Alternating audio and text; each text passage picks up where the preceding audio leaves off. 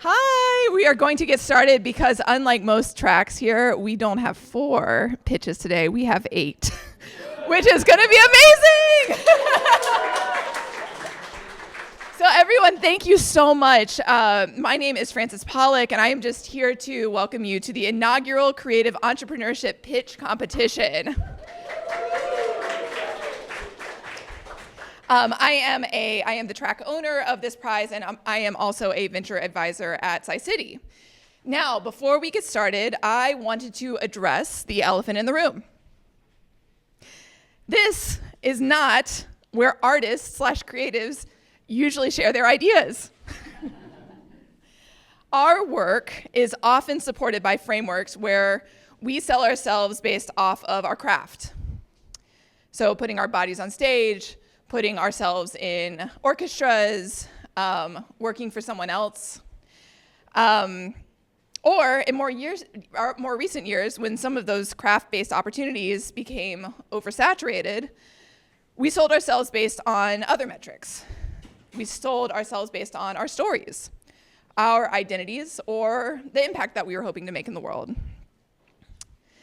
However, as we are all, or hopefully many of us are painfully aware, those opportunities are also being challenged. So today, we are here to witness these students sell their ideas in a different way. They are selling the idea of a creator as a visionary. The students who are pitching today have worked tirelessly on these visions, and as you will see, their visions are bold, innovative, and flushed with humanity. Their visions also serve as a bridge to a framework that does not often recognize the arts and humanities, but has been transformative in standing up other sectors. That would be the startup pitch. The framework that you are going to watch these students pitch through today have been used to launch companies like Airbnb, DoorDash, ClassPass, and SunGrid. It is a framework that investors all over the world understand as ubiquitous and efficient in proposing a capital partnership. And it is a framework that I deeply believe artists and humanitarians should have access to. When we were first building our pitches last month, I asked the students to ground their pitches in their why. Why do you want to do this project right now? Why is it important to put your art out into the world? Why is it important for people to see your perspective and to follow your vision? And because I do not feel, I guess as a consummate pedagogue myself, I do not feel that it is right to ask my students something to do that I wouldn't do myself, I would like to share my why behind doing this work. And this is a personal story. So I grew up in the foothills of North Carolina. I'm the daughter of a jazz pianist who masked himself his whole life as an orthopedist. The world that I grew up in rural North Carolina, was often felt small.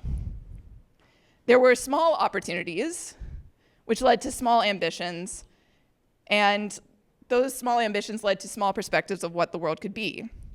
For me, arts and culture was always a way of breaking through this smallness, of expanding my perspectives, of challenging my perceptions, and allowing me to ask questions that were big and often scary and messy. Today, that smallness that I grew up with feels like it's crept back into so many of our worlds. The funding opportunities in this area feel small. The agendas feel small.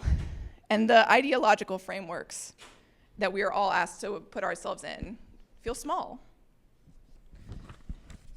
And so we as artists and creators could respond by making ourselves smaller to fit the frameworks that already exist. Or we could do what we as creators have always done best and reimagine the frameworks that we work through. And by reimagining ourselves as creators, maybe we can position ourselves to help reimagine creation. So as we go into these pitches, keep in mind why these students are doing their work. They are all early in their journey, but are all taking up the mantle to be the visionary behind their work. And we in the Startup Yale community are so excited to be their partners as they take their first steps. So thank you all so much for being here. Woo! That's right.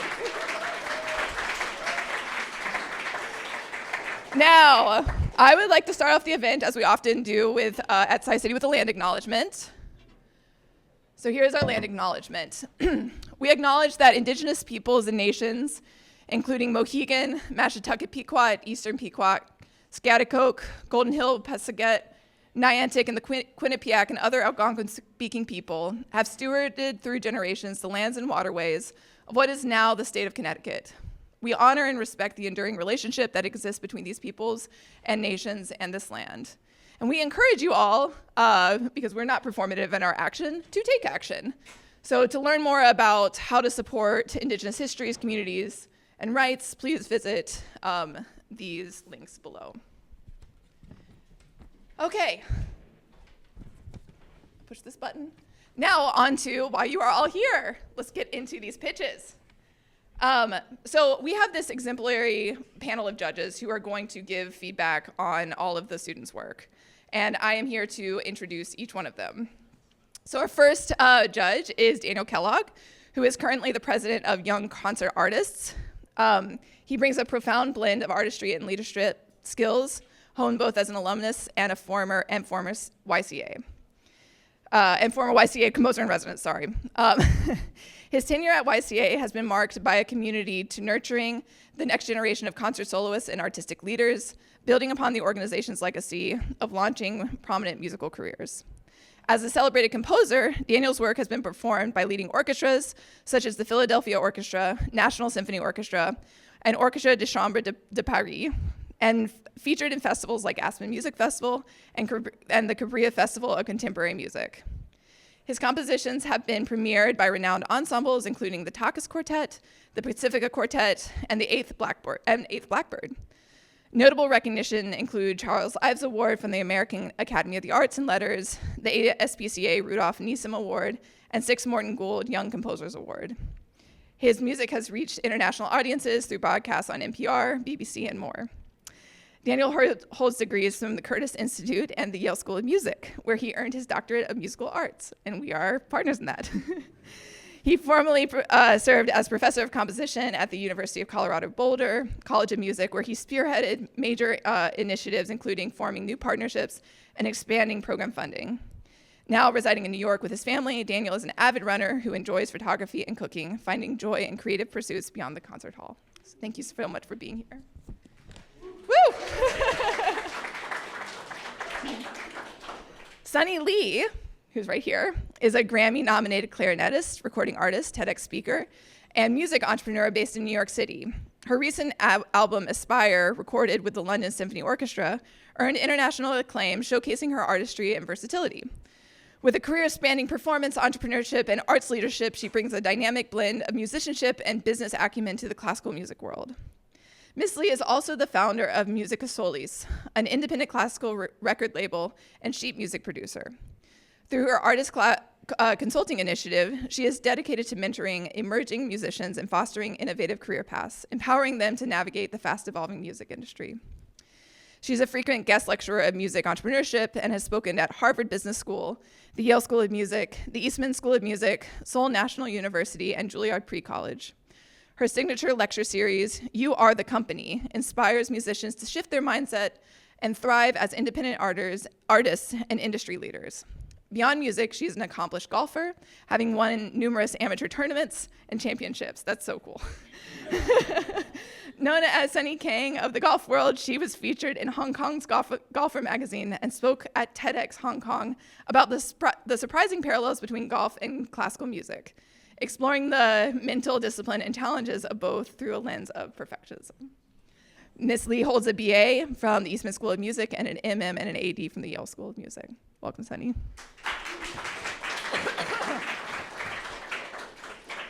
Hope Chavez, right here, she, her, is a creative producer, facilitator, and the executive director of the Arts Council of Greater New Haven. She is also the co-chair of the board of the New Haven Pride Center. Hope's calling is to help people find joy and curiosity in shifting systems of power towards justice. It's beautiful. Thank you, Hope.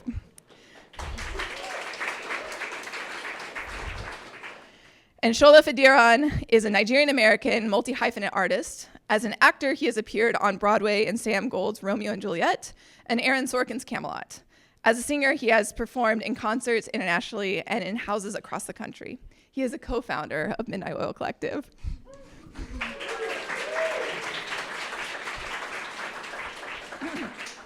So, the way this is going to work is that we are going to invite the projects up here one by one. They're going to have 5 minutes to pitch, and then they are going to have 5 minutes to answer questions from our judges. We are going to do this as quickly as possible because, again, we have a limited amount of time. So please enter and exit, in between projects. I would also like to ask you, in this age of technology, to turn off your cell phones because we've had a couple of blips earlier today. And for our pitchers, just note that some of our judges are going to be writing on clipboards, some of our judges are going to be writing on their phones, and some of them are going to be writing on their laptops. And that's just them taking notes, okay? So don't be disarmed. They are not on Facebook. All right. Lily, are you ready? Okay, so excited. Okay, our first... Welcome to stage Lily Koslow, who is going to pitch. Hello. Yeah, there's just Is no it sound. on? It's for the cameras. Yeah. Oh, it's for the Just- cameras? Mhm. Oh, okay. Yeah. This is for your recording. Gotcha. Anyways, please welcome Lily. Okay.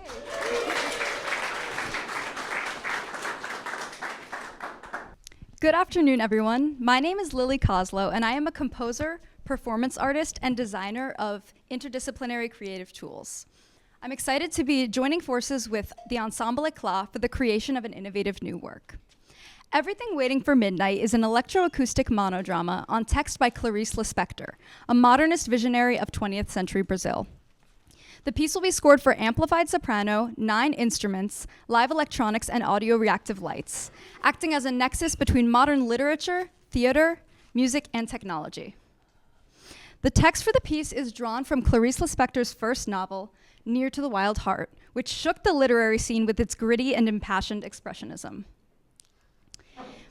The piece will draw audiences into the rich inner life of the narrator, Joanna, placing her in 3 unique visual and sonic spaces on the stage, representing her home, the garden at night, as well as the seaside.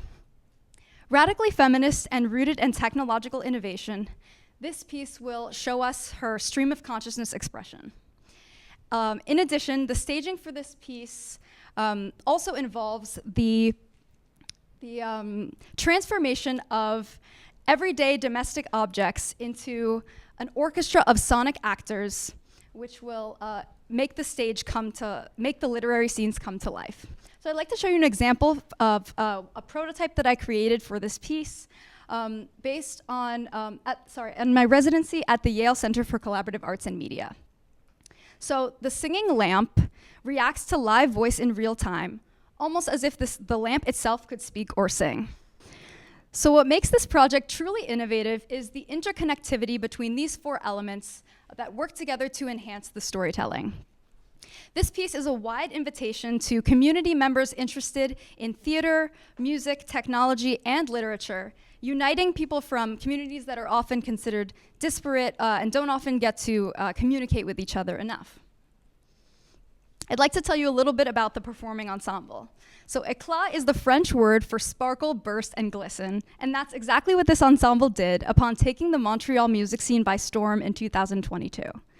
They are a new music ensemble focused on collaborating with emerging electroacoustic composers, as well as enhancing audiences' experiences through interdisciplinary approaches. As the composer in residence and new core member of the ensemble team, this project is only the beginning of our long and fruitful collaborative relationship. Already, audiences have flocked to our concerts and ticket sales continue to increase. That's why now is the time to have an even greater impact on the cultural community at large. After the recent retirement of the Montreal Contemporary Ensemble and their Young Composer Program after 35 years, there was a wide gap in the industry that ECLA was quick to step into as cultural leaders. By supporting our most ambitious project yet, the Creative Entrepreneurship Prize will allow us to connect with audience members and fulfill our critical role in the contemporary music landscape of the city. So, in advance of the premiere, we will be offering fun and engaging hands-on workshops with the community to introduce people to our technologies and give them a tangible connection to what we do. It'll also serve as part of our marketing strategy for the concert.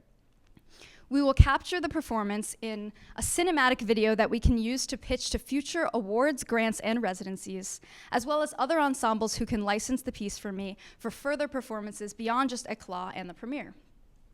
At the performance, we'll also be able to network with donors and press, and we've already been approached by Nemosyne, a record company that is interested in producing this work. So we have a number of, we're proud to announce a number of partnerships already. The Contemporary Music Society of Quebec will be the co-producer of this concert, and Théâtre Plaza, a theater venue, is the perfect venue for us to host this event in because it'll allow us to connect with the local theater community, which has quite a robust following, expanding our audience network.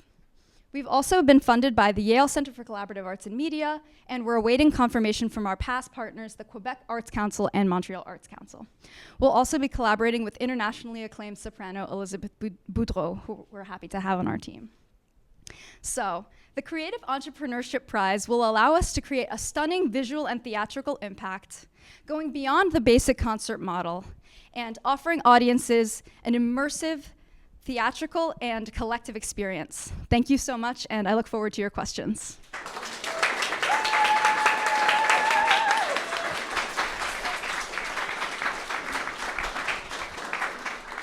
Thank you so much, Okay. Lily. Yes. All right, judges, you have 5 minutes to ask Lily any questions. Yes.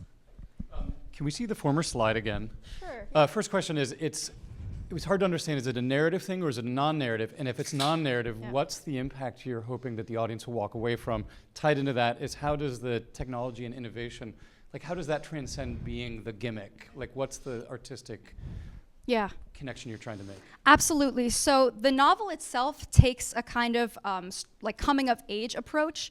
So this is something that we want to do is like take the singer through the sets as if we're creating a narrative. But the style of the writing itself and of the text is very stream of consciousness. So it'll be sort of a mixture of like a narrative that we can follow and kind of an emotional arc. But it'll be like in the guise, you know, it'll have a very poetic feel to it as well.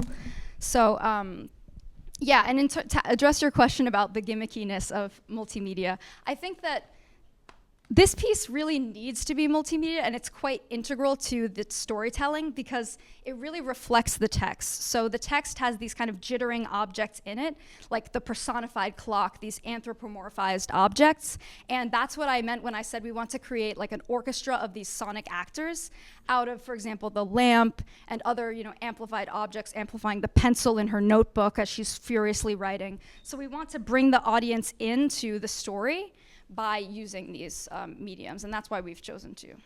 Does that address your question? It does. Okay. Oh, no, but that's... Get to the artistic. Thank you. Thank you so much. Thank you.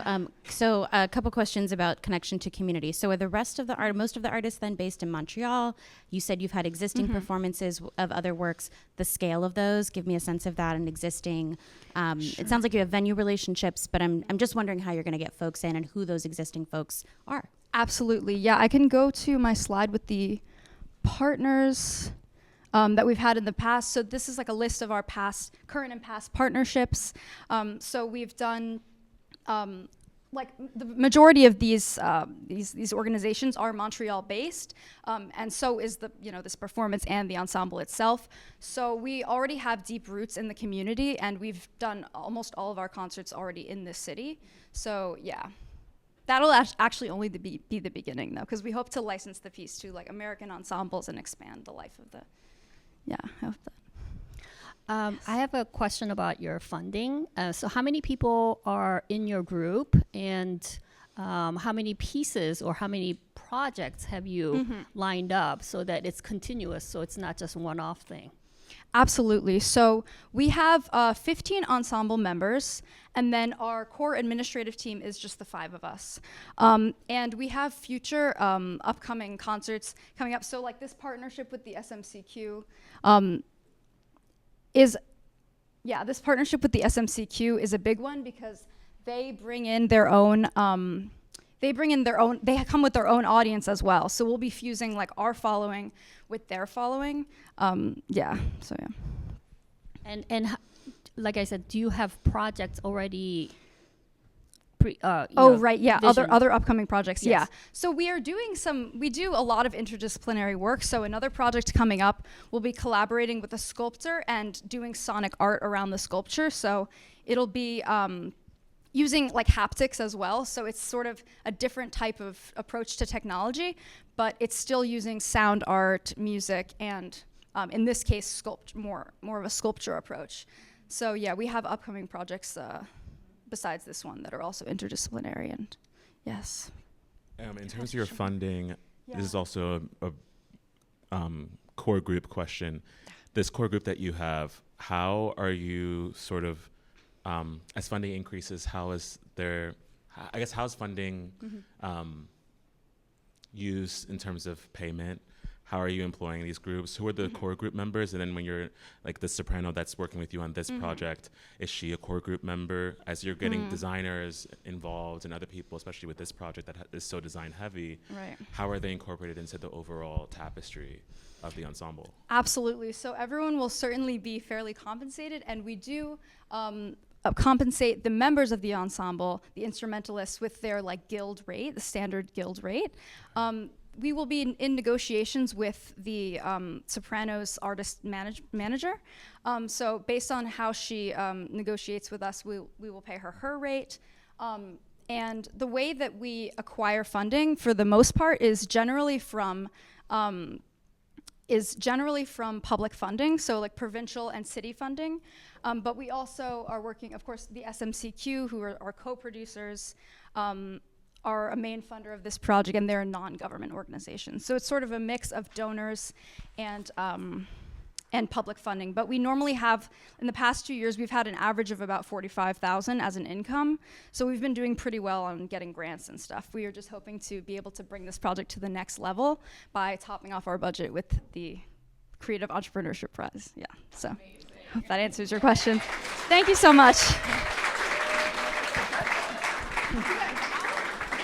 You can bow. Thank you so much, Lily. It is very bold to go first, and we all need to be booking our travel to Montreal. So next up is Palette to Purpose. And if you'll come on up here, I will help you get your slides up. Hello, my name is Camila Young. I'm Krisha Romani.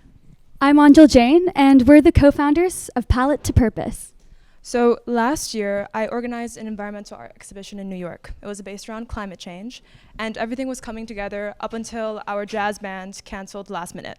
I was like, there's no music. So I called up Anjal. I was like, can you sing? And I was like, obviously, any opportunity to sing. So I took up the offer. I was there. I saw all of the art around me, and I was so inspired. I channeled that inspiration into my voice that night.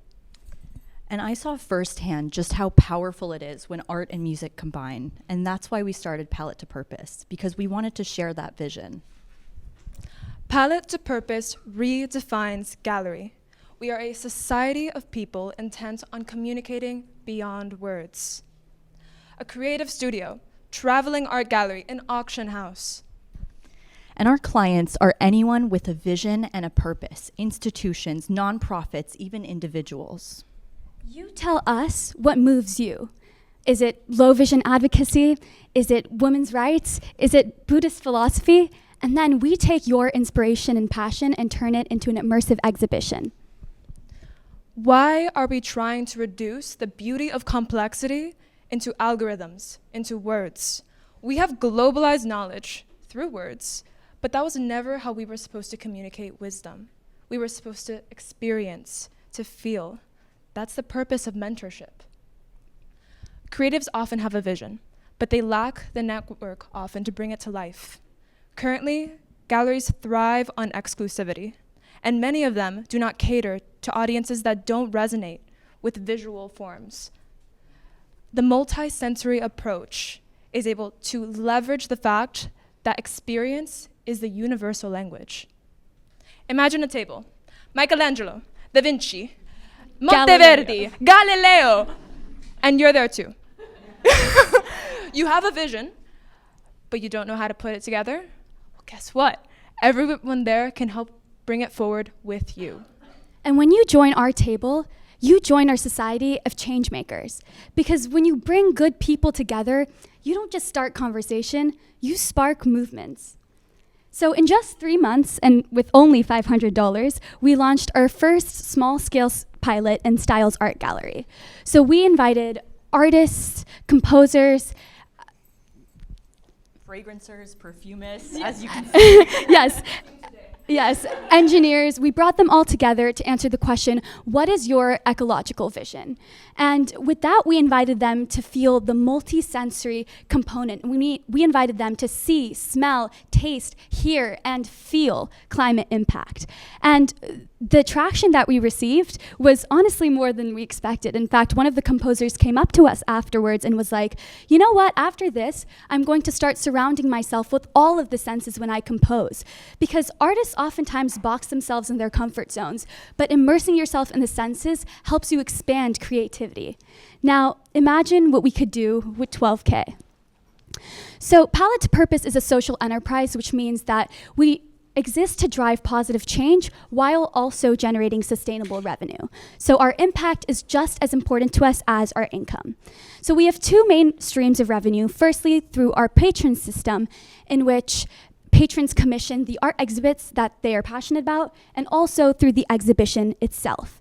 Now, our business model is actually modeled after the patron system of the actual Renaissance that helped Florence flourish. And so what that means is that we invite people to come to these exhibitions, and they have the opportunity to become new creators and new patrons, and we've created a sustainable cycle. And our team is uniquely suited for this venture. We have Camila with the artistic vision, Angel with the business strategy, and myself with the financial analysis. And we have a superstar team of advisors that's been instrumental in shaping our vision. We've also partnered with a ton of strategic organizations that have furthered our purpose and gotten that groundwork done. And now for the fun stuff. So we're projected to hit $2 million in profit by our 5th year of operation. But what matters here is impact, which is exactly why we've allocated over $500,000 within the first 5 years of operation to impact organizations of our choice. Those cash flows lead us to a valuation of $7 million. And when we looked at our competitor comps, those valuations are in ballpark.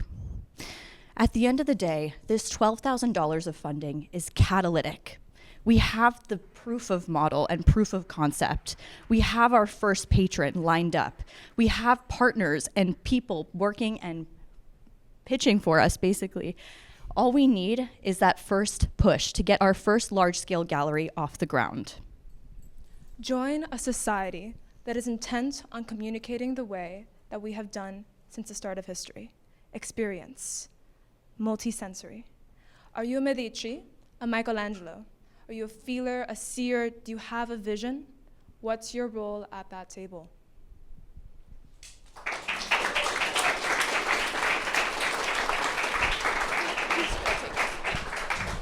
Thank you all so much. And judges, you have 5 minutes. Great. I love the enthusiasm. You guys are all beautiful. I want to be there with you. Can you just be more specific as to, let's say, is it a ticketed event? When I go there, what do I get? Like, what experience am I getting? Yeah. Keep in mind that these exhibitions are more than just something you go to see something. That's very passive. We want to create an active experience where the art in and of itself is a mode of communication with other people. So you can participate, or you can converse with the people around you, depending on the style of exhibition itself. And the ticketed would be depending on what sort of exhibition we were putting on. Yeah, so that also is like client to client based. So you would also come to us with like, what are your goals for the exhibition? What is your vision? And so things will kind of be variable depending on that. But in our Styles Art exhibition that we did last Friday, for example, something that we did is we kind of paused in between the exhibition every like 20 minutes or so, and we engaged in a full group conversation, piece by piece. We played one of the pieces and we said, now everyone go stand next to the art piece that you think this art is the music is associated with. So we really are about like dialogue, conversation, immersion, but yes, it all is from exhibition to exhibition. I guess my question, like the last one, is about funding, exactly how the funding is going to work.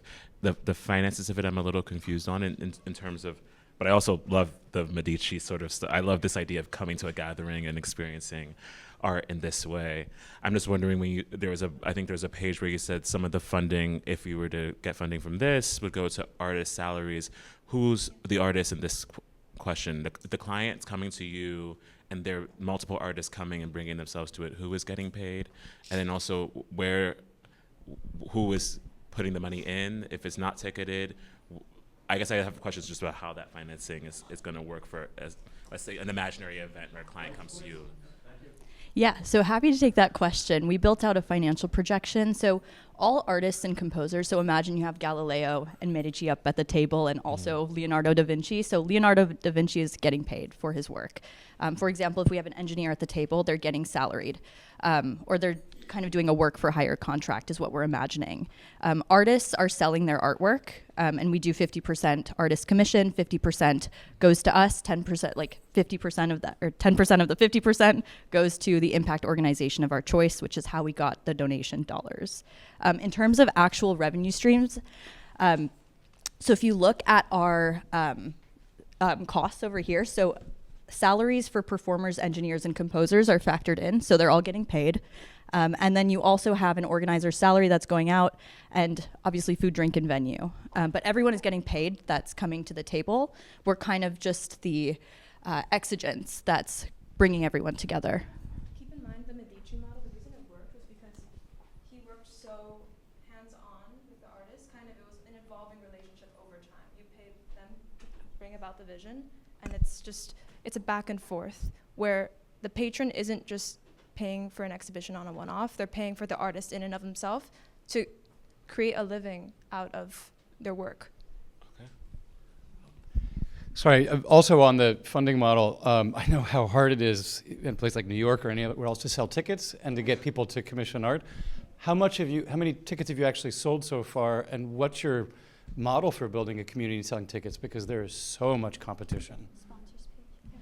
Yeah, so in order to do this, we've actually been partnering with many different organizations. For example, one we're very excited about is the New York Public Library itself, specifically the low vision sector of the NYPL, in which they're helping us create the tactile components to each art piece. And so like this, we've built different partners, whether it be Foundation Fighting Blindness. We actually went to one of their events and got to speak about our event, and as a result, we kind of expanded our network. So that's what we've been doing these past 3 months. Not only have we been, trying to conduct the Styles Arts exhibition, but we've also been building partners, relevant partners in the space, so that we have this network. So when the patron is ready to execute his or her vision, we have that network ready alongside their network to sell tickets. Have you sold any tickets so far? Well, background on kind of who we are as a group. I have organized art exhibitions for the past year. The one that we hosted last year, which vision was climate change, sold about 150 tickets. And the one that we did last week in Ezra Styles, because it was a student exhibition, we didn't want to have barriers to entry. And it was kind of dependent on the community we're in. We didn't feel that that was fair to try to charge students. Yeah, so I guess to answer your questions, we have our patron who's very excited about it, but we need the funding to actually successfully go through with the... Great. Thank you so much, Palette to Purpose.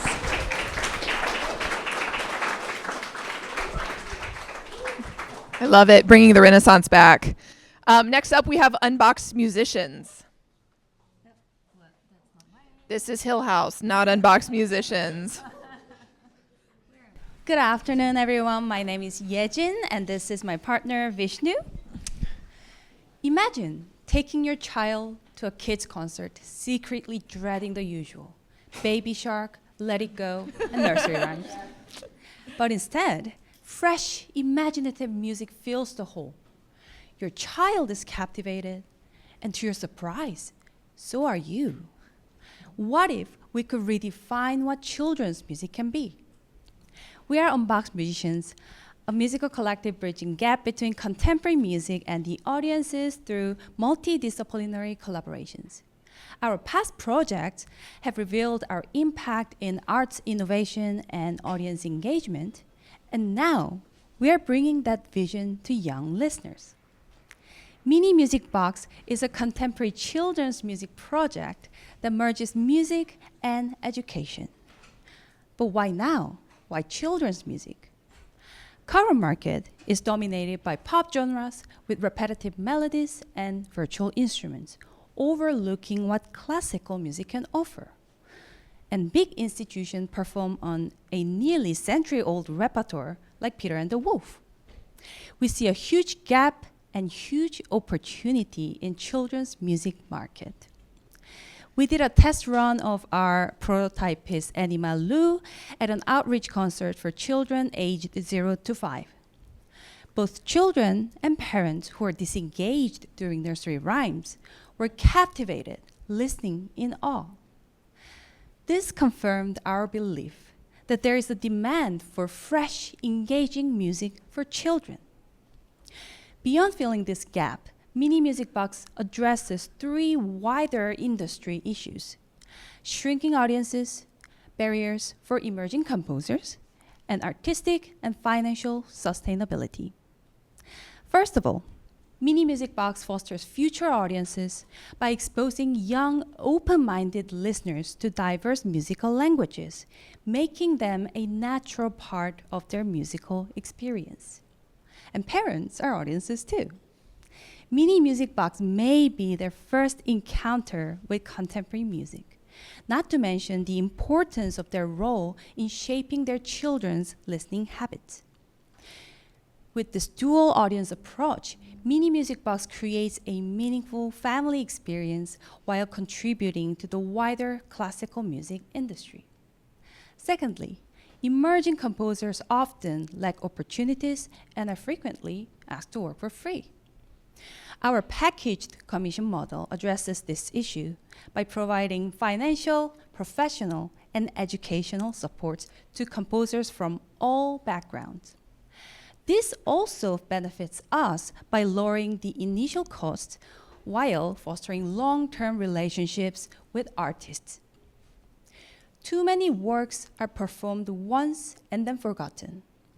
We define artistic sustainability as creating works that can be experienced multiple times in multiple ways. Our growing catalog ensures that these works remain relevant and continues to reach new generations of young listeners. Now let's talk about financial sustainability. Mini Music Box generates diverse income across both B2C and B2B sectors. This will allow us to reinvest in our future projects while ensuring our long-term viability. We are very grateful to the Newer Symphony for supporting our incubator period. However, this fund came with restrictions in artist compensation and any revenue-generating activities. Now, as we are transitioning into a sustainable nonprofit model, $12,500 grant will be crucial in catalyzing this shift. This will allow us to cover the sectors not funded by Newer Symphony, as well as cover other sectors we wanted to and expand our project. These are our current partners, and we are currently working on expanding our network both domestically and internationally. Mini Music Box is not just a project. It's a movement to ensure the next generation grows up listening not only music of the past, but music of today. Join us in unboxing the future of classical music. Thank you.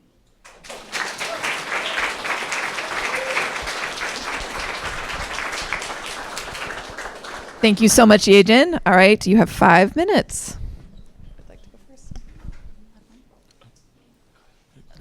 So where do you think you have the most doors open right now between venues where you can perform, recording studios where you can do that, markets that you think you can sell sheet music or distribute these like where do you think the doors are most open at this moment? Right. So I have to first explain what our organization looks like. Because of the nature of Newer Symphony where everyone is coming and going, our base camp will be online. So through online, we're going to sell sheet music as well as release some recordings and contents that anyone can access from everywhere in the world. However, we would like to launch some offline concert series through partnerships. For example, we already have a partnership with Newer Symphony's community engagement program.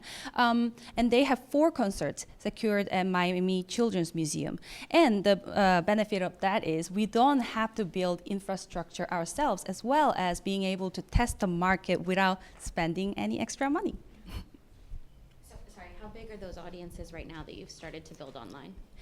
So right now, we haven't launched Mini Music Box yet, but through our past projects, we have built around 200 audiences online.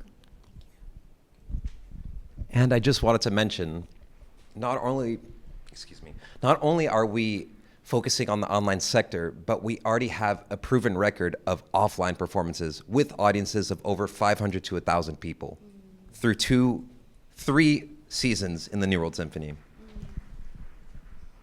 My question is about the composers. You said you had this composer package that would lower the initial costs.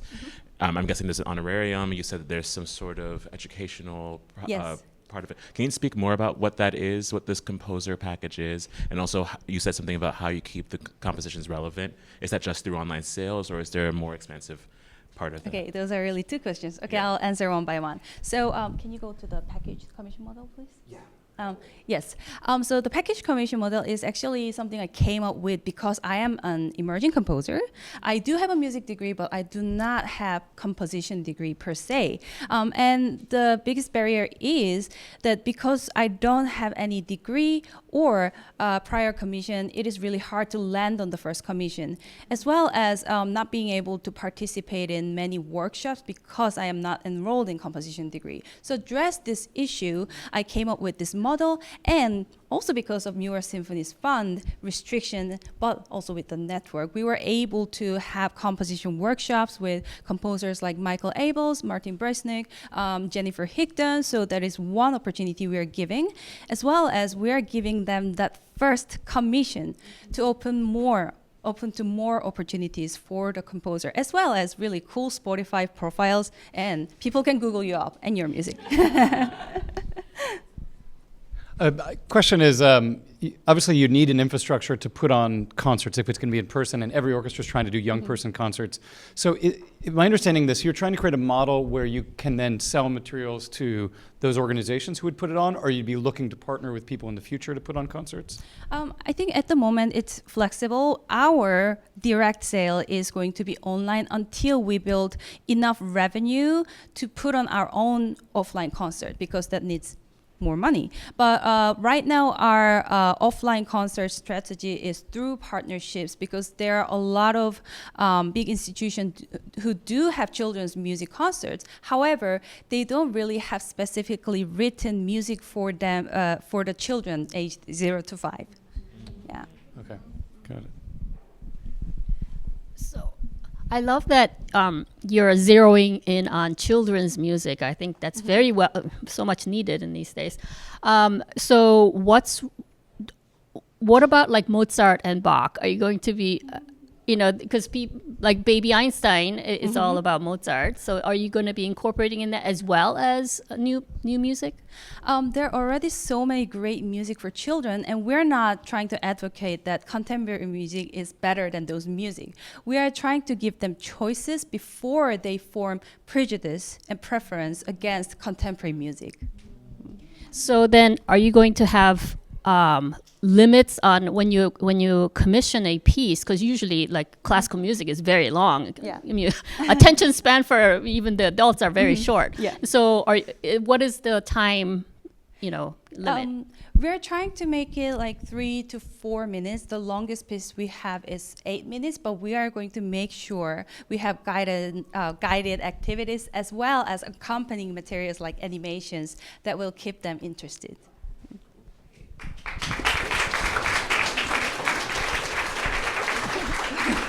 Thank you so much. Thank you so much, Unbox musicians. All right, and our final pitch in the creative project category is Patience in Opera.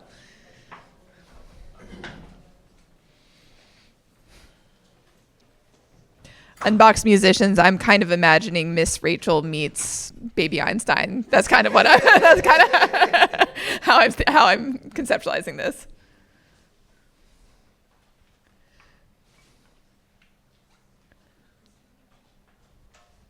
Right, there you go. Yep. Hello, my name is Maya Miro Johnson, and I am the composer, co-creator, and director of Patience. So in 2022, mezzo-soprano Christina Herrestal reached out to me about creating a new work for her on the recommendation of Missy Mazzoli. And after a few Zoom meetings, I finally confessed to her what I was so scared to admit. I was really, really, really sick.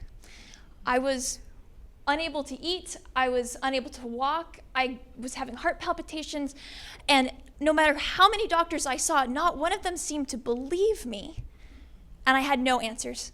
And the words she said to me next changed my life. She said, "Me too." I'd never met anyone else like this before, and yet, as we continued to create autobiographical work together, audiences would come up to us and they would say, "Me too, this happened to me, this happened to my family, I know what this feels like." And so the question here is this the other me too? Gender and ethnicity bias in medicine, and particularly medical gaslighting, is a pervasive problem, and we have so much clinical evidence for this, as well as popular writing and memoir. So why is it still such a cultural problem? So what we can do as artists here is address the fact that maybe it's not the message, but the medium here that's not getting the message across. So our solution acknowledges the fact that doctors interface really well with data, whereas musicians interface patients interface well with immersive visual storytelling. And so what we do is combine them together. Part one of our project is an immersive, interactive, multimedia opera that tells an abstracted story of a fatally dismissed patient. Part two is an attached interactive workshop series embedded into the production run of the opera that brings doctors and patients together in a neutral art space to share solutions. So what does that actually look like, though? All right, let's say we finalize the opera. It gets picked up by an opera company. Then that opera company commits to making partnerships with local medical systems and staging these workshops as a part of the run. From that, we have sociological data that we can use to measure the outcomes in these localized communities. Is this type of interactive art experience between doctors and patients helpful? Is it making waves? In this story, doctors and patients are often kind of pitted against each other as antagonists, but that's not true. We're on the same team here. And this opera is a multi-impact platform, which means we can address multiple stakeholders in the problem from the same place. Patients, providers, public health officials, philanthropists, at a time when women, the disabled, and medicine are under attack, as well as inspire generational change in medical school curricula, which is really important to cut off bias before it enters the actual workplace. So what does the opera look like aesthetically? Well, we are borrowing from the groundwork laid by historical disabled women who deserve celebration and acknowledgement, such as Yayoi Kusama, Audre Lorde, Edith Södergran, Frida Kahlo, and others. And we use some of their words and images as primary sources in a collage text that creates the structure of the opera. We have had support and traction from important supporters all over the US and Europe. And from that, we've been able to produce a number of scenes, starting at the Curtis Institute and continuing today at the Tanglewood Music Center, where I will have a commission performed this summer of a scene. And the unique form of this opera is because we've performed and recorded it modularly in these individual scenes, we are able to then loop it back as multimedia and have a large cast but only one person on stage for the ultimate product, which makes it light, easy to travel, and inexpensive. So use of these funds would be going towards part one, finalizing the opera and producing an initial full production here at Yale by June of 2026, using all of the resources Yale has to offer. But we want this to go so much far beyond that, right? So this is what we need funding for, but this is our ultimate goal, and we need traction and credibility to get there. Sustainability is built on always looking forward towards the next steps. So after the piece itself is created, we would pitch the documented and revised opera, mentioning that focus groups would be actively involved in the creation of the opera, so we make sure we're benefiting the people it's geared towards. And we would pitch that to forward-thinking companies that often participate in social change and partnerships in their local communities, and then therefore engage more directly with individuals who are affected by this global scale problem. All right, thank you so much for your attention. This is a big problem, but it's not too big to solve, and artists can actually be part of that solution, as I've just described. Please invest in the future of disabled women, and please invest in the future of all patients, including yourself. Thank you. Thank you so much. All right, my judges, you have 5 minutes. I love the message behind this, and I recently went through something with a female member of my family that just strikes a chord. Yeah. So I think I personally see all the benefits in this, but I wonder with the challenges of just commissioning an opera, yes, getting an audience, yes, and then this extended challenge of incentivizing people within that workforce, yes, the doctor workforce, to come to the opera and then also to participate in workshops. Yep. How are you planning on? So we have several ideas for this. The first is incentivization inside medical schools, such as extra credit, such as even applying for small grants within those universities for pay. There's also the possibility to make it a sociological study where we take qualitative data and it's actually paid as a scientific study or a kind of a psychological study. One of the interesting points here is that this is not a revenue generating business. This is a nonprofit, and it's actually a labor of love. I'm not going to make any money from this, and I don't intend to. What is important to me is making sure that what happened to me does not happen to anyone else ever again. And I, will be committed throughout the project to pursuing grants consistently, as well as finding partnerships that are able to give in-kind donations and support the directed activities of the workshops that are kind of embedded in the run. They're incentivized by having free tickets. They're incentivized by having swag and events and parties and things like that that are associated with socialization and feelings of coming together and connecting. And ultimately, we could also kind of ground the perspective of the patient, because this is also representation, which is so critical. And there's so little disabled female representation in the world, in media. And so that is one way to kind of ground them as the main audience, but then also doctors who are coming up through the medical school ranks who are concerned about this problem and see it every day can also participate at their discretion.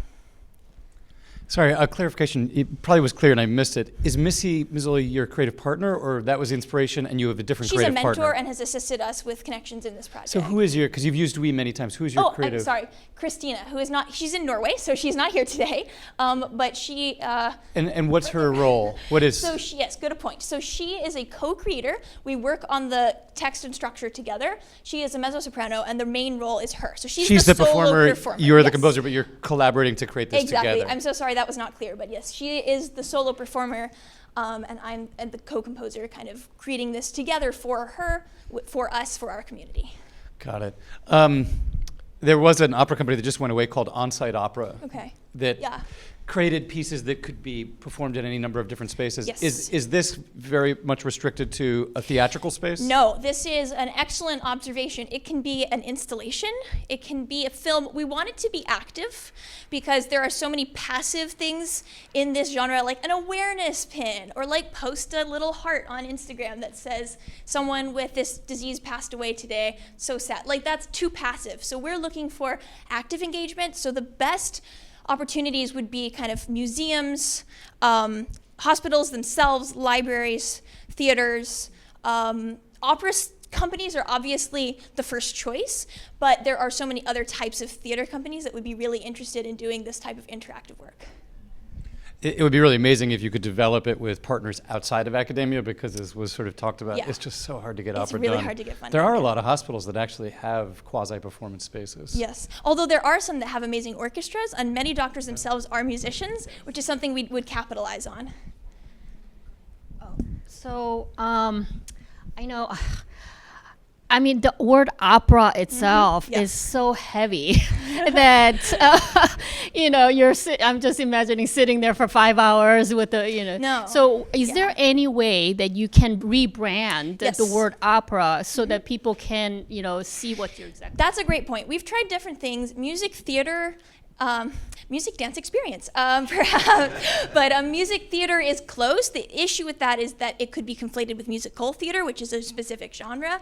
Opera simply means work. And we would try to rebrand the word itself, although if that is not going in the right direction with our focus groups over the next year as we develop it at Yale and in New Haven as a community, we would kind of redirect and try to think of different words to describe it. For now, that's what we have, but we are open to making it many changes as the piece develops. Thank you so much. Sorry. Thank you.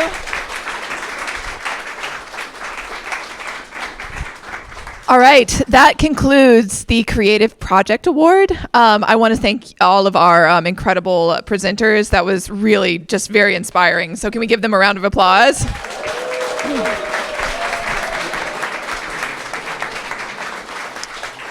I want to take just a minute to mention the cards that are on your chairs that a lot of you are fanning yourselves with. I appreciate it. It's very hot. So we are, along with the $12,500 that is going to go to the first prize in each of these categories, this audience is actually also choosing the third prize, which is the Audience Choice Awards. We are going to do one prize for all 8 projects. And so as you're watching all of the projects that are presenting here today across both categories, please consider which project you think would benefit from an extra $2,000. We are very, very proud of our entire community, so we want you to have a voice in this choice as well. I need to glance over at my little cheat sheet. Our first project of the Creative Venture Award is going to be, oh my goodness, Frame Share. Come on up.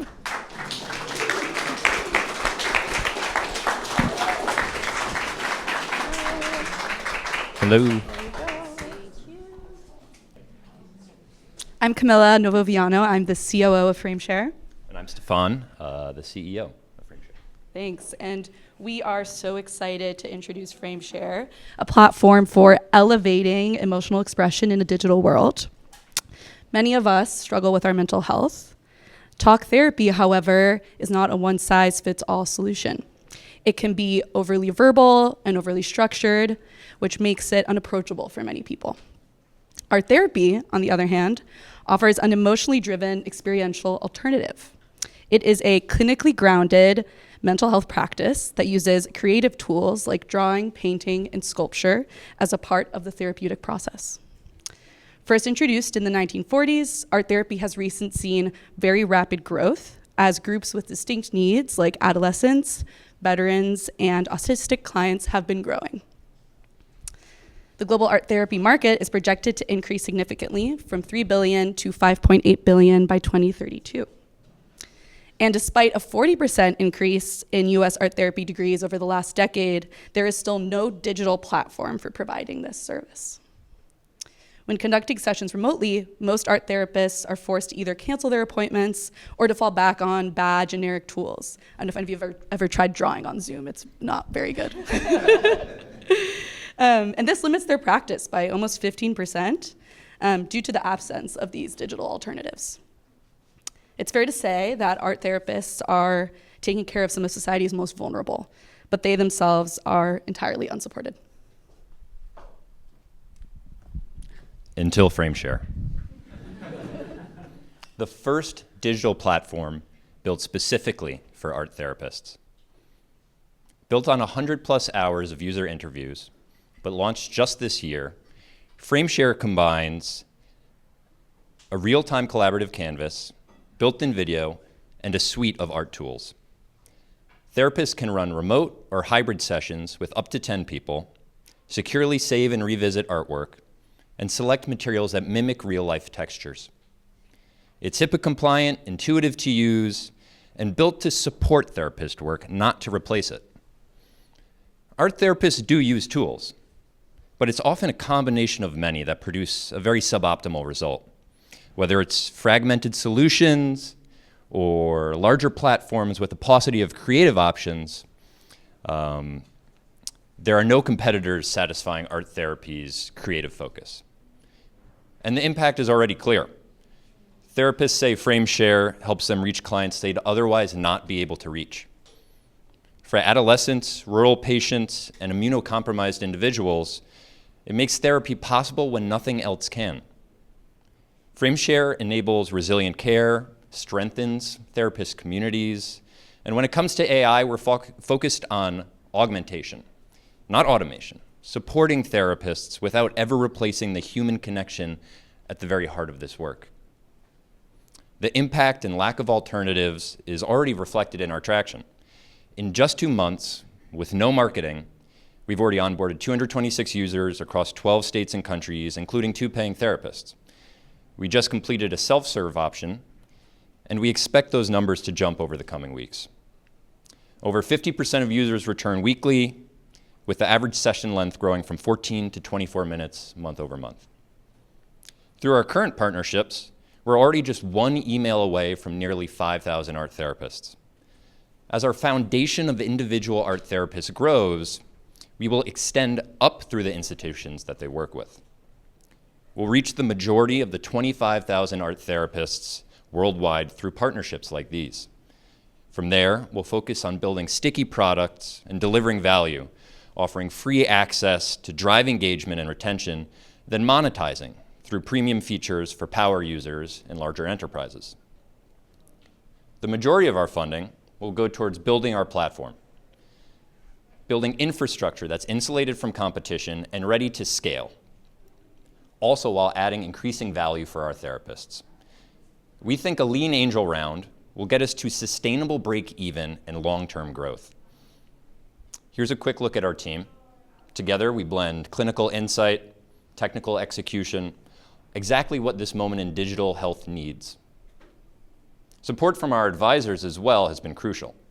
Of note, Nancy is working FrameShare into her university curriculum, teaching art therapy to future therapists, and will be on Rena's podcast soon, which is the largest in the art therapy community. Our business advisors complement that. Art therapy is just the start, though. It's a proven tool with rapidly growing adoption, and FrameShare provides therapists with the next-gen platform today. By 2026, FrameShare will be the irreplaceable market leader for the $3 billion art therapy industry. Our aspirations go beyond that. Many art therapists also teach, as both practices help better express what makes us human, our emotions. By 2026, FrameShare sees a seamless expansion into the art education industry, capturing 1% of the $8 billion industry by 2028. Beyond that, as AI cements its domain over technical fields, emotions will continue to set us apart. FrameShare is positioned to be the space where we gather, create, and elevate emotional expression in a digital world. Thank you. Thank you so much. All right, FrameShare, you have 5 minutes for questions. So a quick clarifying question before I ask another question. The platform, clearly offers tools for the art making piece of the art therapy. Does it also do pairing with therapists? And is it like single platform in the same way that BetterHelp is, where you can find your therapist, pay for your therapy? All of that is also through the platform, or it's just the tool for the therapist and the client with the art part?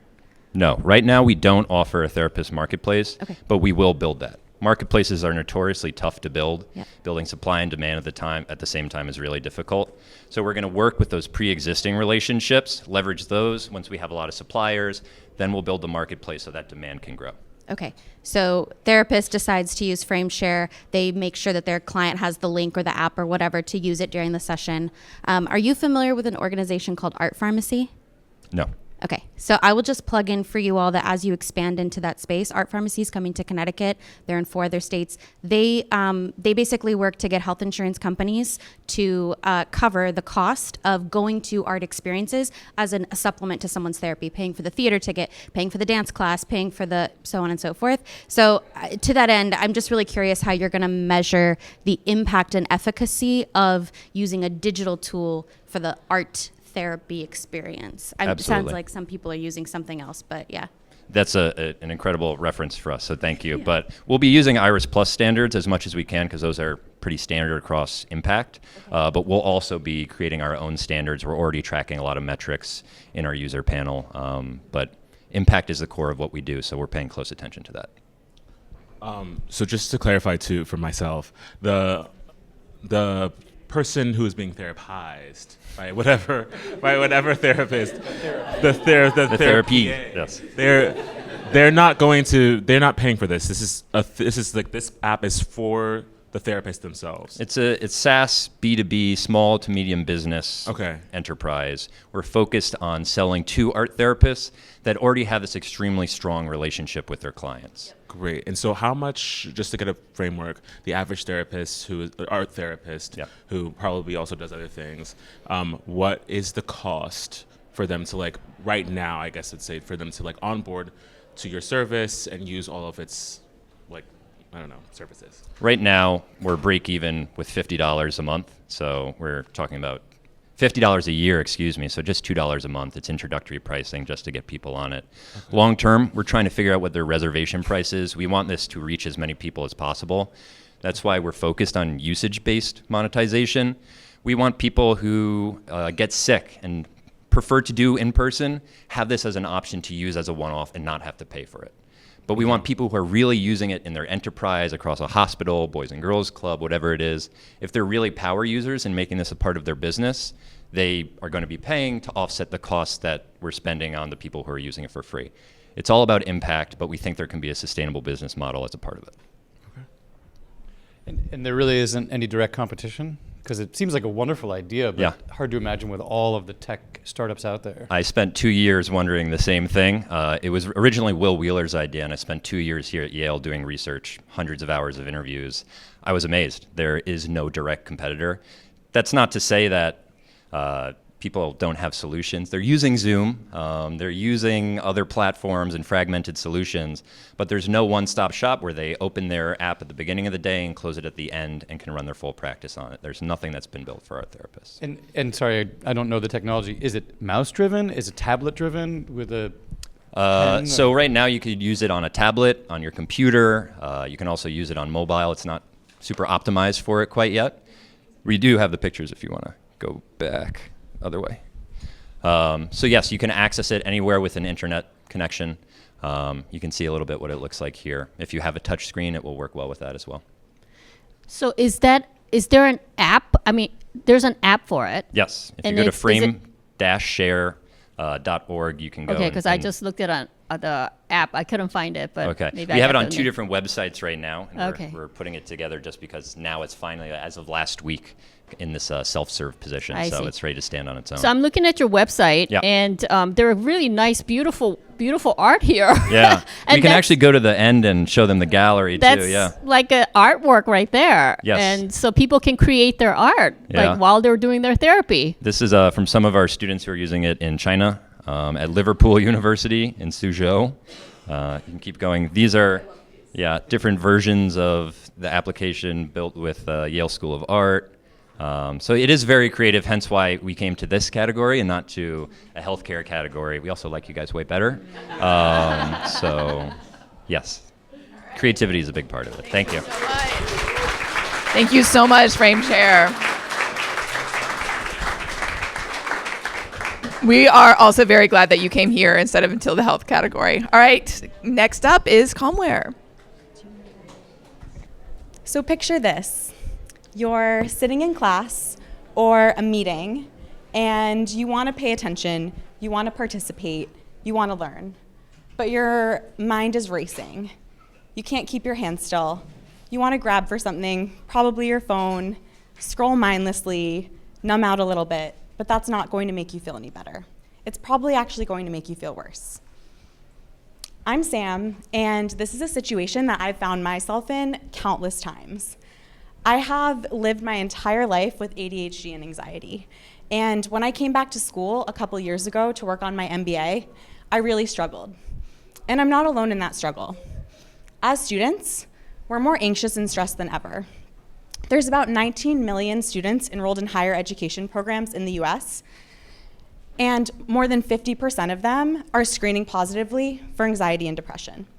And what's worse is that those students who are screening positively, only half of them are getting counseling and therapy.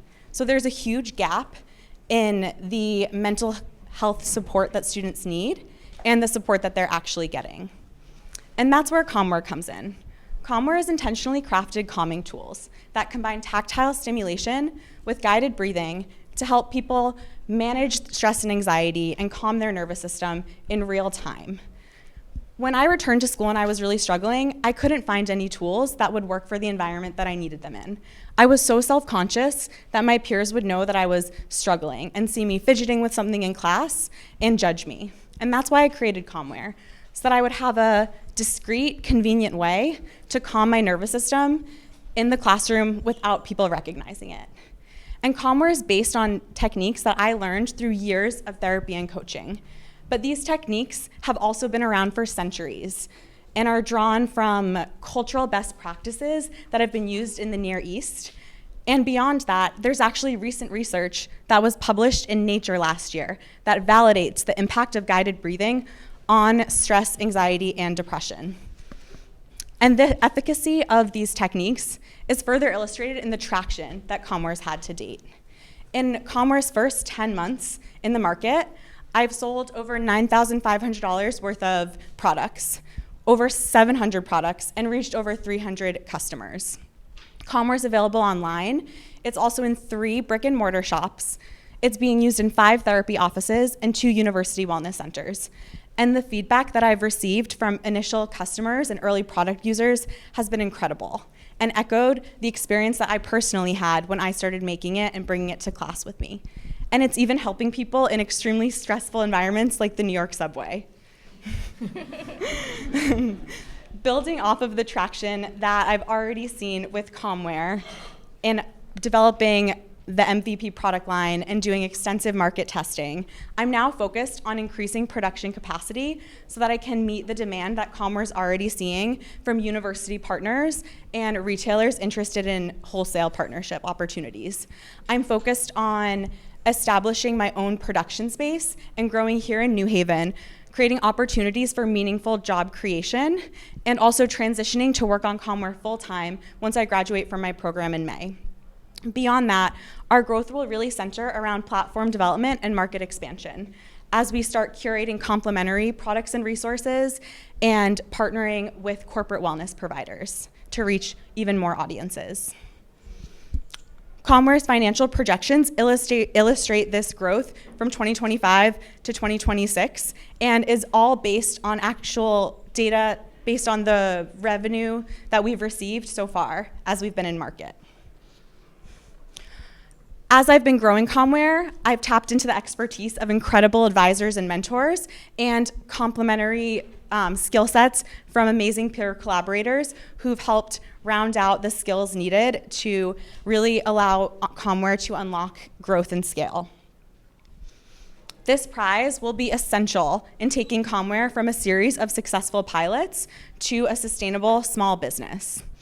I've already been accepted to be part of Sci-City's Summer Fellowship, which has provided incredible funding that will be used towards our production space, hiring production assistants, and some capital expenditure. But this Startup Yale Prize will be absolutely essential in purchasing the remaining equipment and CapEx that I need to invest in to open my production space and scale my capacity to meet the demand that I've been receiving. Thank you so much for listening and helping me grow this business so that I can bring Comware to more people who need it and help people get through the day less activated and more grounded.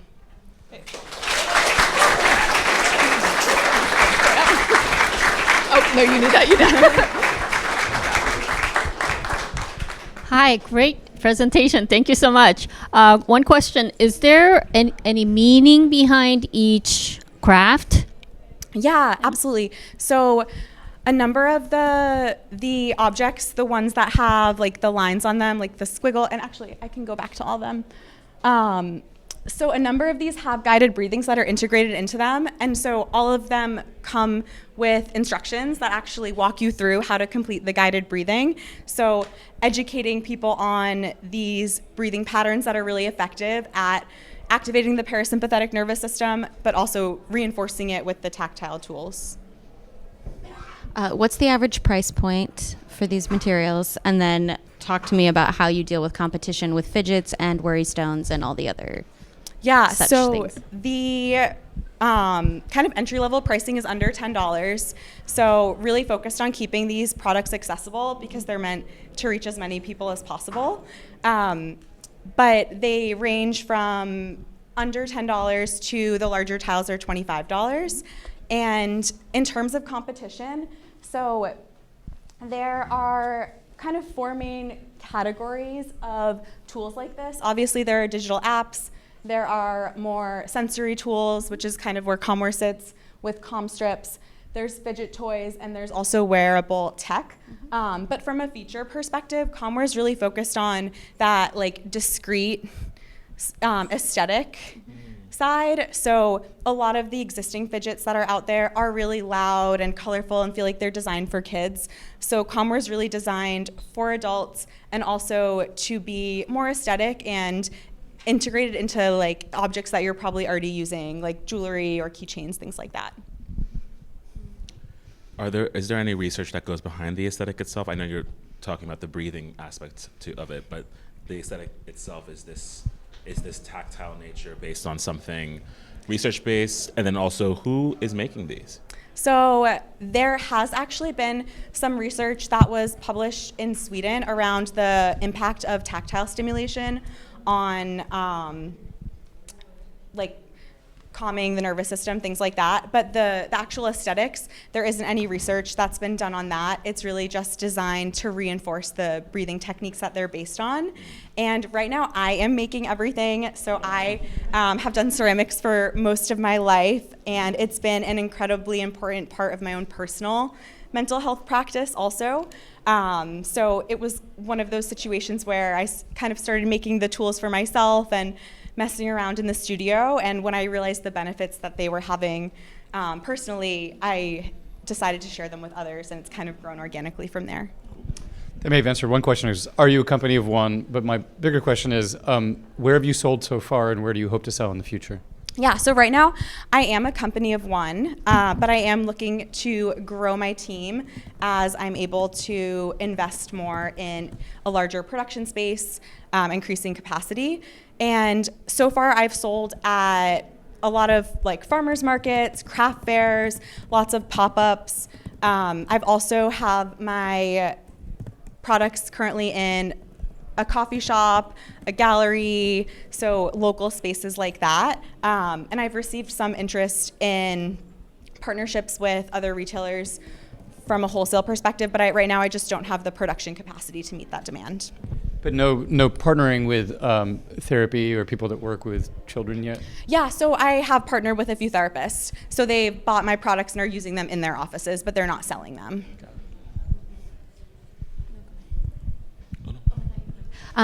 Going back to price really fast, what's your profit margin right now? So, Roughly? It's roughly around like 40%. Yeah. Okay, good job.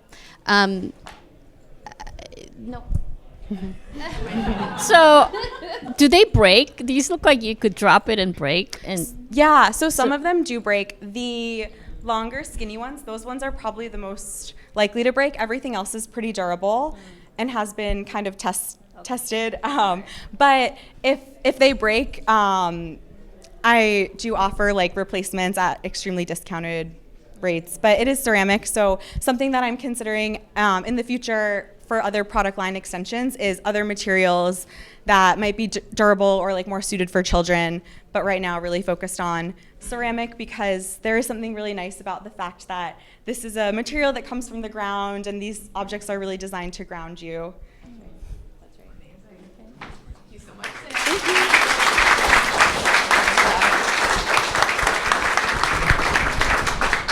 All right. Next up is Hill House. I want to start with an impossible dream. Imagine you're a 19-year-old writer, and you write a screenplay about your real life as a high school student, and a producer takes a chance on you.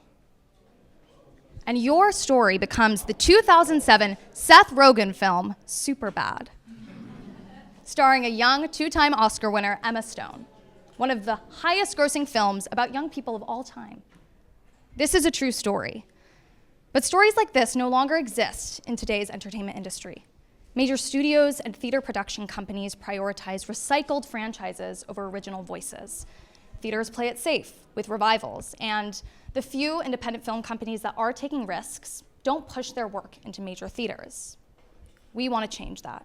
We want to be the ones building the franchises of tomorrow, and that starts with bridging the gap between where we are now and where we need to go.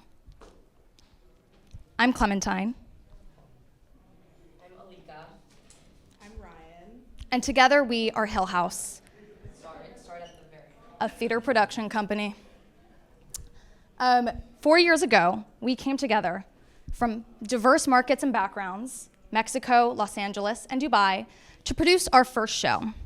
That show proved the power of our collaboration, and it turned a profit. But that was just the beginning. Since then, we've reshaped theater at Yale and have started making inroads to the professional theater industry in New York. And now we're taking the next step, bridging the gap between young, emerging artists and the entertainment industry at large.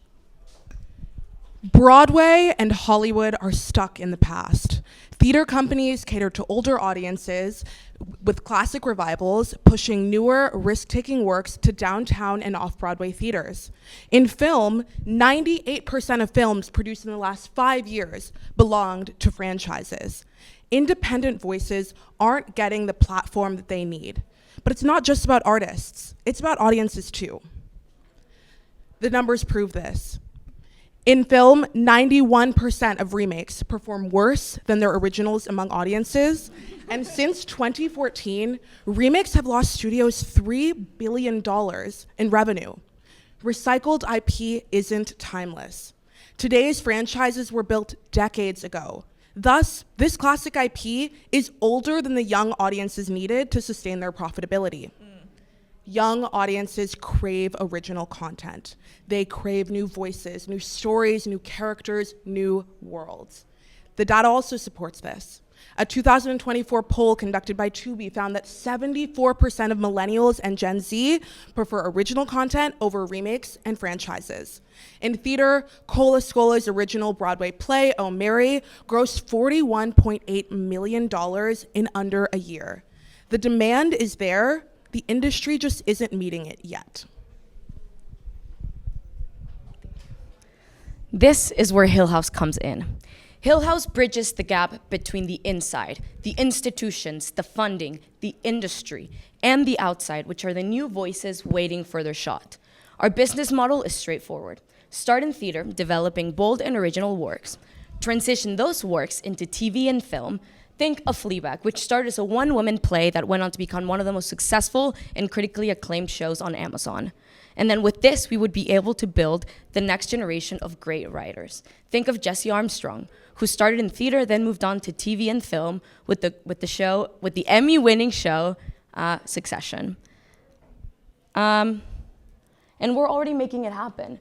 And currently, we have 2 short films in post-production. These are 2 stills. There are some stills from the short. And we know how to build an idea from the ground up.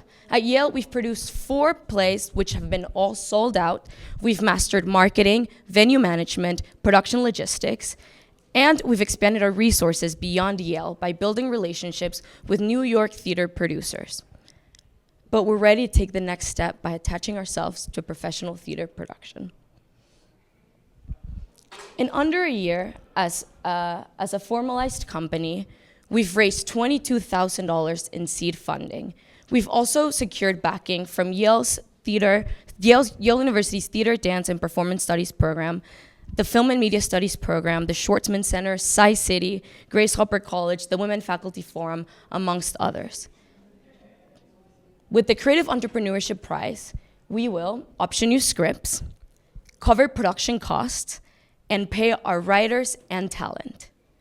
Revenue will come from ticket sales and merchandising, which will be one of our main marketing strategies. And as we transition and expand into TV and film, revenue will come from residuals, licensing, first look deals. But let us be extra clear. This isn't about just one production.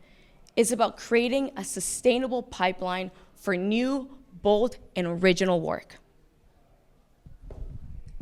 The next Superbad, Fleabag, or Stranger Things is ready to be told. It's waiting to be told, but it won't happen unless we all take a chance on new voices. So we need you to take a chance on us so we can take a chance on them. Join us at Hill House as we build the franchises of tomorrow and the next great original. Thank you. Great job, Hill House. All right. Got 5 minutes.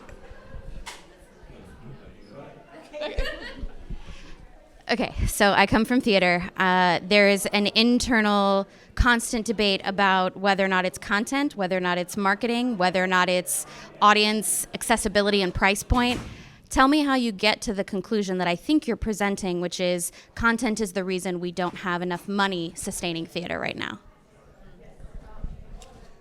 Right, I think you're saying because we have bad content, stale content, old IP content, we are not able to actually drive numbers. Because theaters are shutting down across the country, theater graduate programs are shutting down across the country. So how do we get to this being the solution?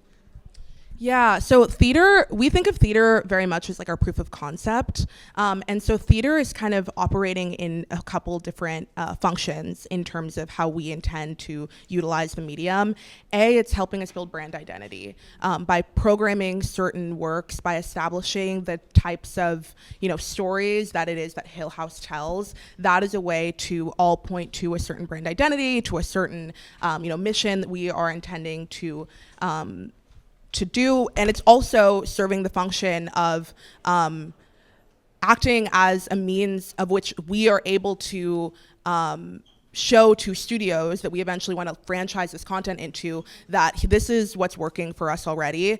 And so 100% agreed, theater is a bit of a volatile industry. We are having this big boom in Broadway and on the West End right now, but that hasn't always been the case.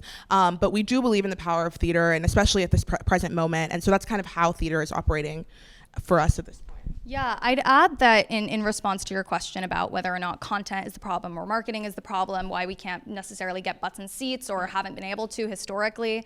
I think, as we said in the presentation, the data supports that 74% of consumers who want to consume creative content are hoping to see stories that are more representative of the world that surrounds them. We love the classics, but why not something new?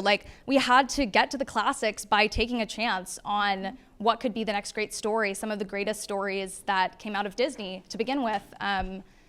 Like the original Snow White, someone had to write that amazing original script and animate it. And we want to do that again, starting from scratch. Yep.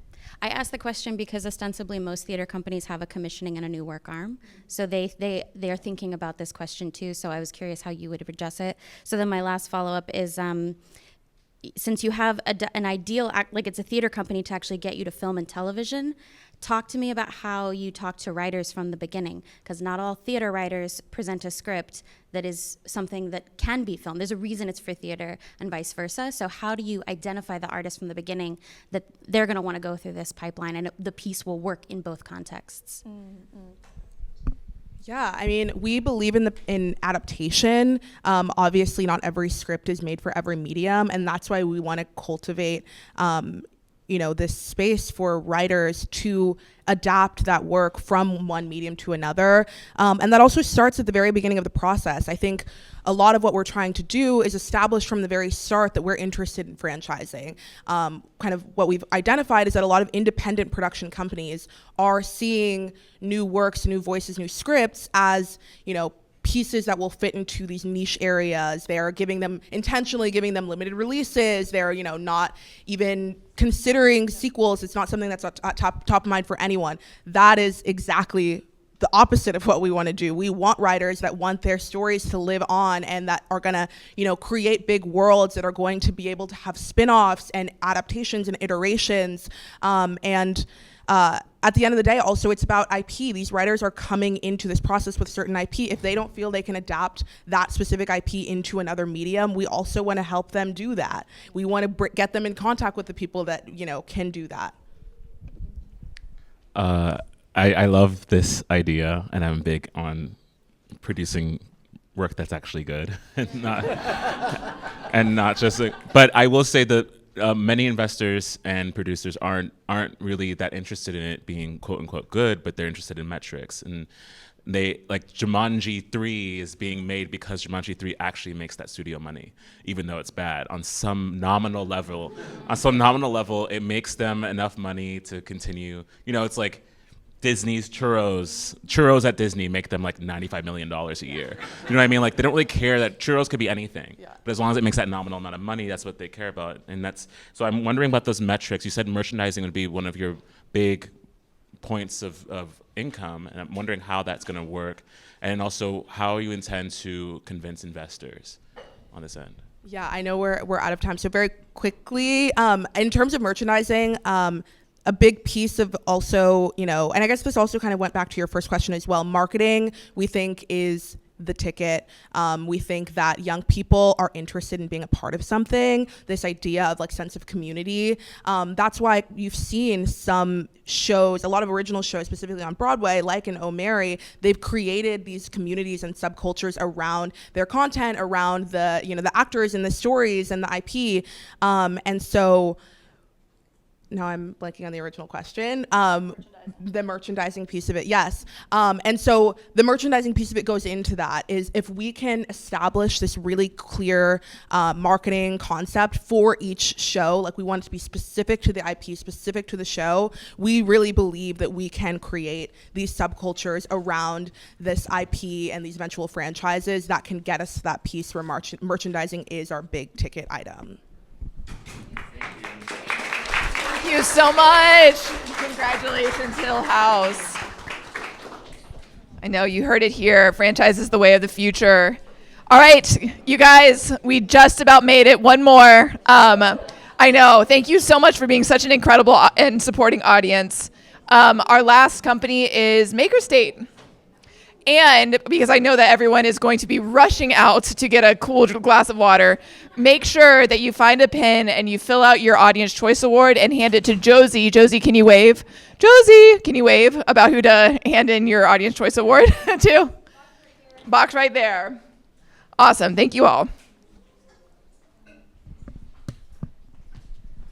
Hi, everyone. My name is Peter Lee, and I studied computer science and theater, dance, and performance studies at Yale College before moving on to study technology management at the School of Management.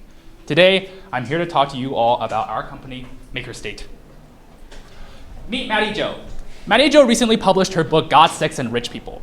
Her dream, to turn her story into a transmedia franchise. This means realizing the full value of a story by adapting it to a variety of mediums, such as film, theater, and merchandising. But we talked to Maddie Jo, and she's got two big problems. One, a productive mindset towards money. Us artists are taught from a very young age that as long as we focus on our craft, everything would turn out fine. It did not. Two, a process for developing her venture. To this end, Maddie Jo has found herself spinning her wheels with little to zero clarity on a plan. She's not the only one either. In 2023, we spoke to over 25 professional artists who all told us the same thing. The fact is, artists are never taught the end-to-end process of how to take a work of art and turn it into sustainable financial income. Our data is also supported by the Strategic National Arts Alumni Project. In a survey across 60,000 artists, they identified that the overall largest gap between skills acquired and those needed in paid work is for business, financial, or entrepreneurial skills. We at MakerState envision a world where artists have a path to financial sustainability through education. We are inspired by disciplined entrepreneurship, a 24-step methodology out of MIT that has helped countless startups launch, grow, and become sustainable. MakerState is adapting that process for creators.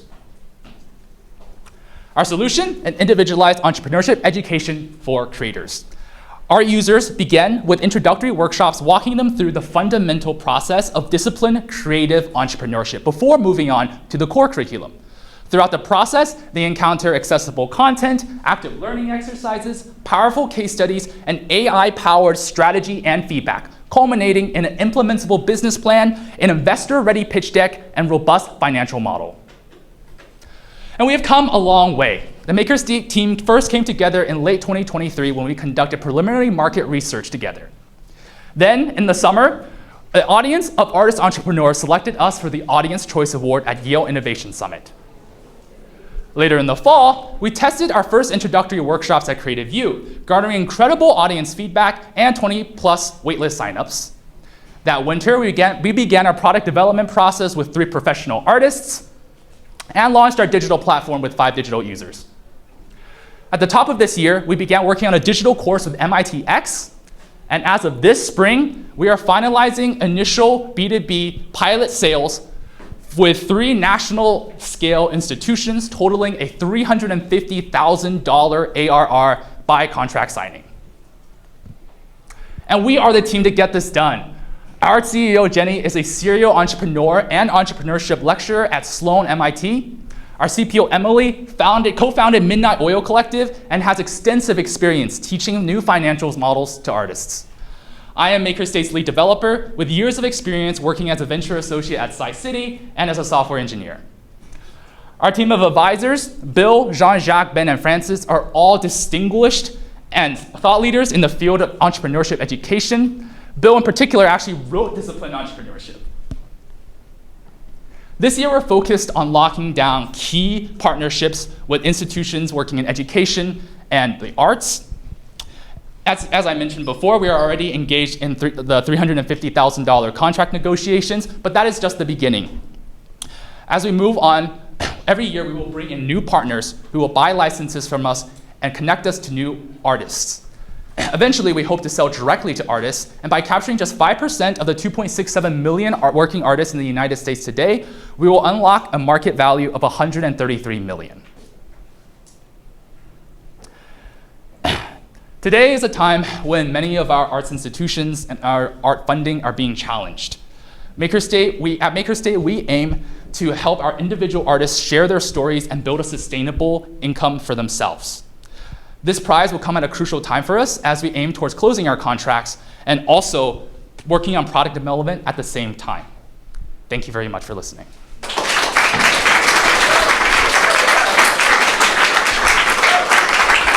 Thank you so much, Peter. All right, 5 minutes. Sorry, can you just, first of all, love this idea, but I just want some clarification on exactly what you're selling. Like, can you clarify to me exactly what the program is, what it looks like, and if I was somebody from the joining or trying to use this service, what it would look like for me from beginning to end? Absolutely. So I'll just start off by saying that we are working on developing our curriculum with 3 professional artists. So the curriculum is still being fleshed out in its entirety, but the overall structure would be the artists would engage with 3 introductory workshops where they would learn the fundamentals of the disciplined entrepreneurship curriculum before essentially also thinking about like whether this is a right fit for them before continuing on with the rest of the education.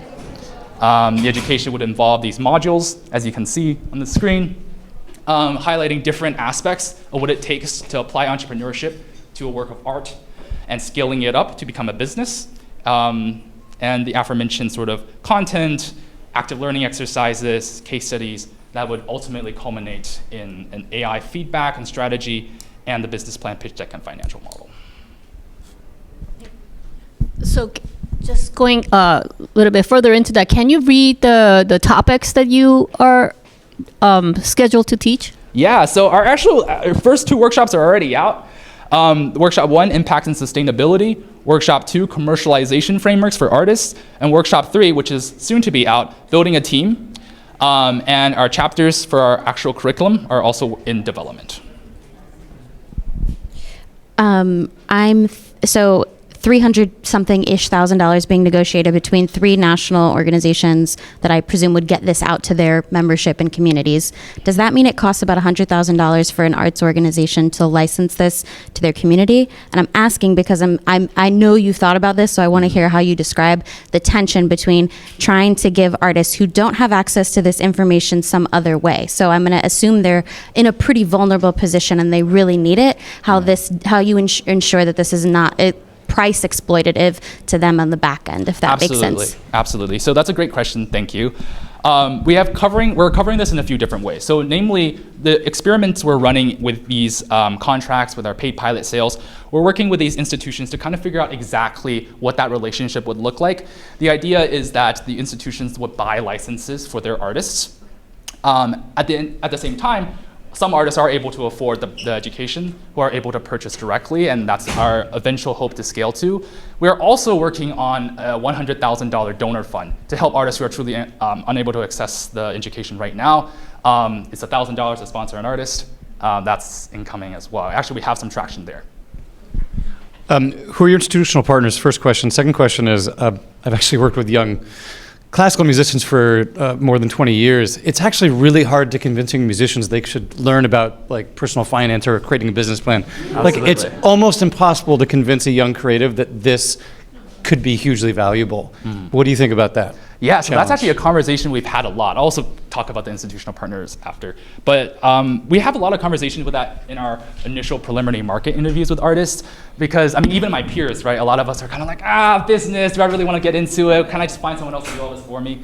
I think for us, the big adjustment we want to make, or the big adjustment that we've made, is that our persona, right? We really hammer down on our persona, which is an artist who is looking to adapt their IP into a transmedia franchise. And this is an artist who is a specific kind of artist, right? They have a work they already have, and they've already been struggling to kind of scale it up, and they need this sort of education to help them do it.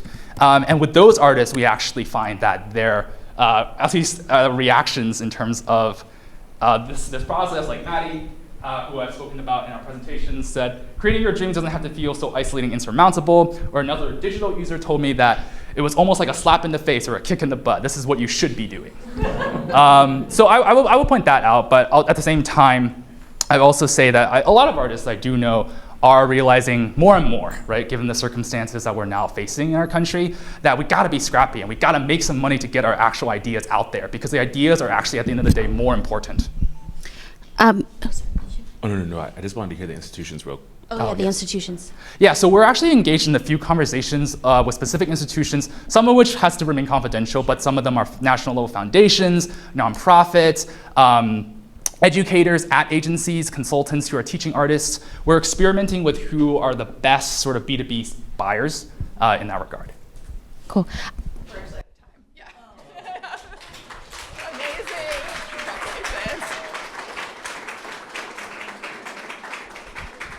This was incredibly inspiring. Thank you all so much for sticking around. And to all of our inaugural creative entrepreneurship pitchers, y'all are amazing. Thank you so much for sharing your visions.